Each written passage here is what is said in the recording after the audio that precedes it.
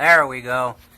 So that little dude right there is where this guy comes off of. I guess it's for, you know, any oil blowback. It just sort of goes around the motor mount here, comes out here, sort of circles the motor mount. It's actually attached to the front side of this mounting bracket, and then it swings down under and goes into our oil pan.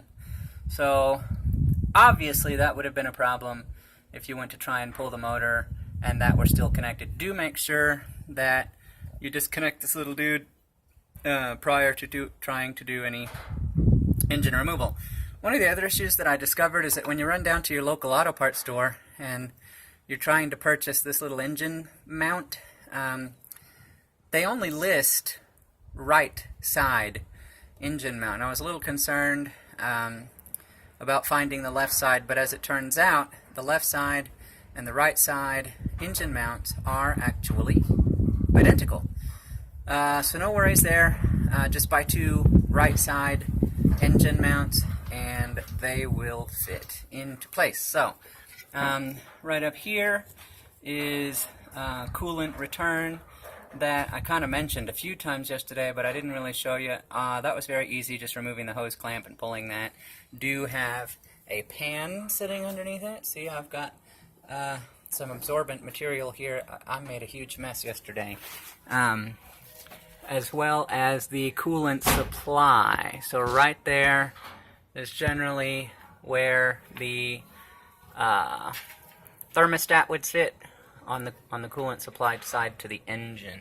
So I had to remove that as well, and some wiring harnesses. You can see all this stuff I've got dangling down here. A lot of it is labeled. Again, it's very important that you label everything coming off the engine so that when you do go to put it back, it's not a mystery, and it should save you some time putting it back together.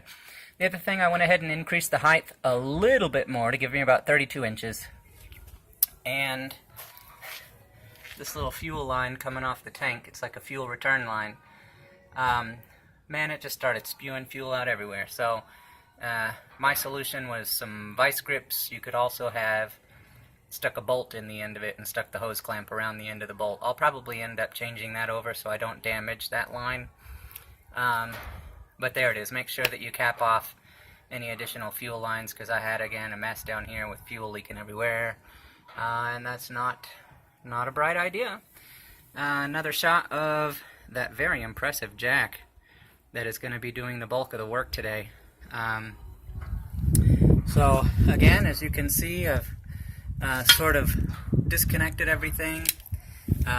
Nothing is left that will hold the engine to the body, and I keep saying that, but I forget to mention I have not yet disassembled the engine mounts. The engine mounts really are the only thing holding it in, so we should be about ready to remove it. The one thing that we are about to start working on that needs to be done, now that you can see it a little bit better, I hope, is this accessory drive shaft.